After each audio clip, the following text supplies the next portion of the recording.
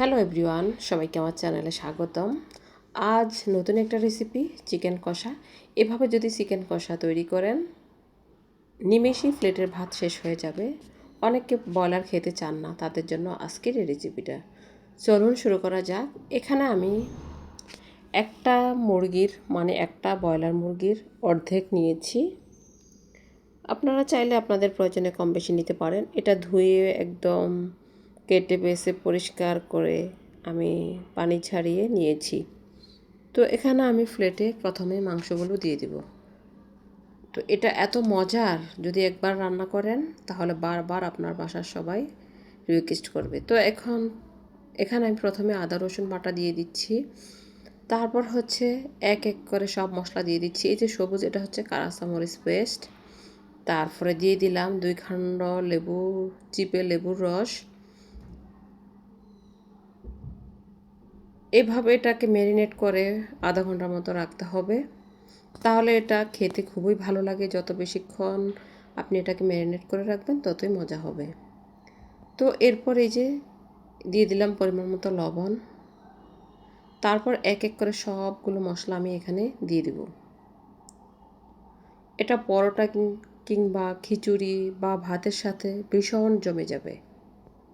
তো আজ এই রেসিপিটা শেয়ার করছি, আশা করছি সবার উপকারে আসবে। তারপরে এখানে দিয়ে দিলাম গোলমরিচের গুঁড়ো 1 চামচ, হলুদের গুঁড়ো 1/2 চামচ, কারণ পরে আবার সব মশলা এক এক করে দিব। তারপর হচ্ছে এখানে দিয়ে দিব মরিচের গুঁড়া 1 চামচ, লাল মরিচের গুঁড়ো 1 চামচ। যেহেতু কাঁচামরিচ পেস্ট আছে তাই ঝালটা একটু কমিয়ে দিতে হবে, কারণ আমার আজকে ভীষণ ঝাল হয়ে গিয়েছে। তারপরও খুবই টেস্টি ছিল। তারপরে এখানে দিয়ে দিলাম টক দই। একটু বরফ ছিল, ফ্রিজে ছিল, একটু বরফ ছিল, সেজন্য দেখতে একটু দলা পাকানো দেখা যাচ্ছে, কিন্তু টক দইটা ফেটানো টক দই। তারপরে এই সব কিছু দেওয়ার পরে এবার এটাকে আলতো হাতে বেশ অনেকক্ষণ নিয়ে এটাকে ম্যারিনেট করতে হবে। এটা যত বেশি সময় নিয়ে ম্যারিনেট করা যাবে ততই মাংসের ভিতরে সবগুলো মশলা ঢুকে যাবে। অনেককে দেখা গেছে ব্রয়লার খেতে চান না, শুধু জাস্ট একবার এটা এভাবে রান্না করে খেয়ে দেখুন, ভীষণ ভীষণ মজা লাগবে আর বাচ্চারা ভীষণ পছন্দ করবে। তারপর এখানে দিয়ে দিলাম সরিষার তেল। এবার তেলটা দিয়ে আবারও ভালোভাবে বেশ কিছুক্ষণ এটাকে ম্যারিনেট করে নিব। তো যারা ব্রয়লারের চিকেন খেতে চান না তারা এভাবে একবার ট্রাই করুন রান্না করে, ভীষণ ভালো লাগবে। এরপর আমি এটা 30 মিনিটের জন্য ম্যারিনেট করে রেখে দিব, কারণ যত বেশি ম্যারিনেট করা যায় ততই এটা ভালো। আর ঝালটা আপনারা কম দিতে পারেন। আজ আমার এটাতে ভীষণ ঝাল হয়ে গিয়েছে, কিন্তু খুবই টেস্ট ছিল। তো এই যে দেখুন, কাঁচামরিচের পেস্টটা গলে না, তারপরও এটা যতক্ষণ ম্যারিনেটে রাখবো এটা একদম গলে যাবে। তো আমি এবার এভাবে রেখে দিয়ে আমি চলে গেলাম কিচেনে। প্রথমে সরিষার তেল দিয়ে দিলাম পরিমাণ মতো। তারপর হচ্ছে দিয়ে দিব এলাচি ফাটিয়ে, তারপর দারুচিনি, লং দিয়ে এবার কিছুক্ষণ নেড়ে চেড়ে নিব। তারপরে এখানে দিয়ে দিব আমি 1 চামচ আস্ত জিরা, আর দিয়ে দিব 3টা শুকনো মরিচ। যেহেতু এখানে কাঁচামরিচ আছে, এই যে দিয়ে দিলাম 1 চামচ জিরা। যেহেতু এখানে কাঁচামরিচের পেস্ট আছে, গুঁড়ো মরিচ আছে, তাই আমার 2 থেকে 3টা মরিচ দিলে চলবে।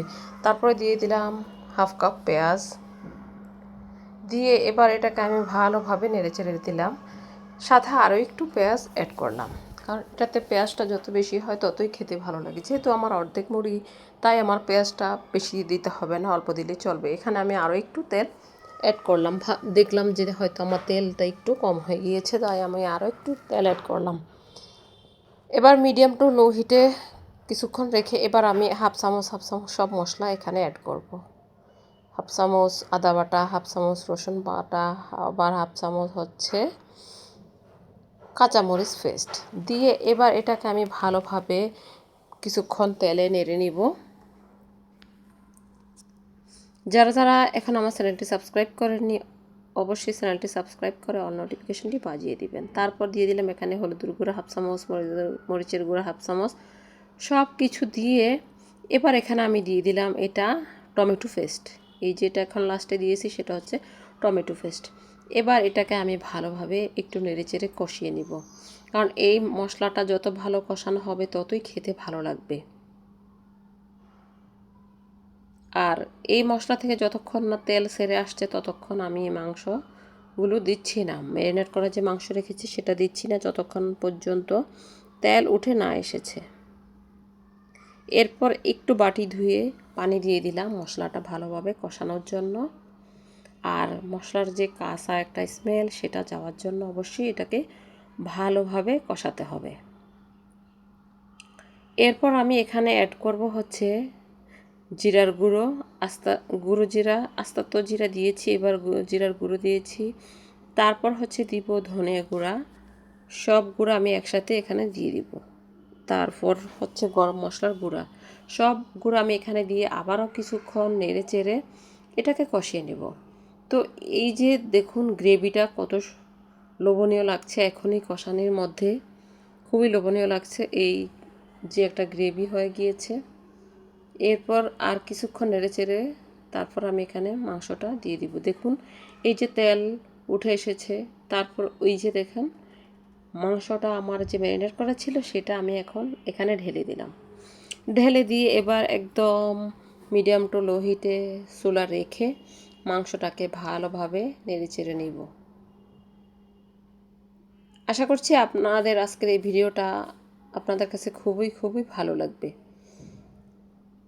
এরপর এটাকে আমি কি করব, ঢাকনা দিয়ে, এটাতে তো আমি কোনো পানি অ্যাড করব না, তাই ঢাকনা দিয়ে এই ঝোলের মধ্যে এটাকে সিদ্ধ করে নেব, কারণ এক্সট্রা আমি কোনো পানি ইউজ করব না।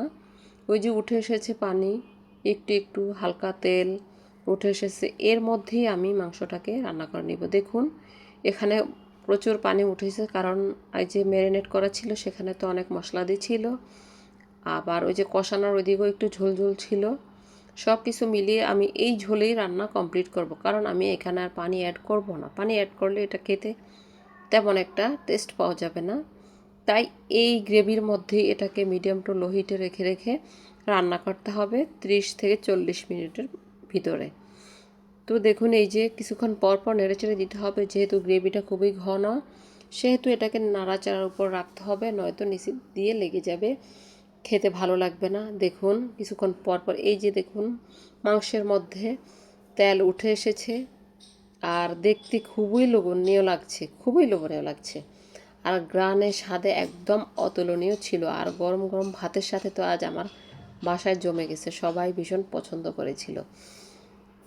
তো এই যে দেখতেই পাচ্ছেন আমার রান্নাটা প্রায় হয়ে আসছে। আমি আবারও চুলাটা একদম কমিয়ে দিয়ে এটা রান্না করব।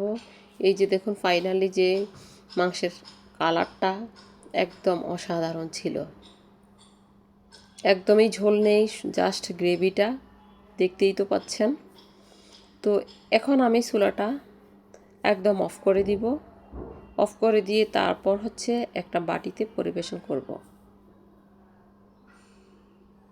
তো এই যে ফাইনালি দেখুন আমার মাংসের যে কালারটা, এই যে চিকেন একটা লেগ পিস বড় উপরে, আর গ্রেভিগুলা জাস্ট অসাধারণ ছিল। তো সবাই অনেক অনেক ভালো থাকবেন। আল্লাহ হাফেজ, আজ এই পর্যন্তই।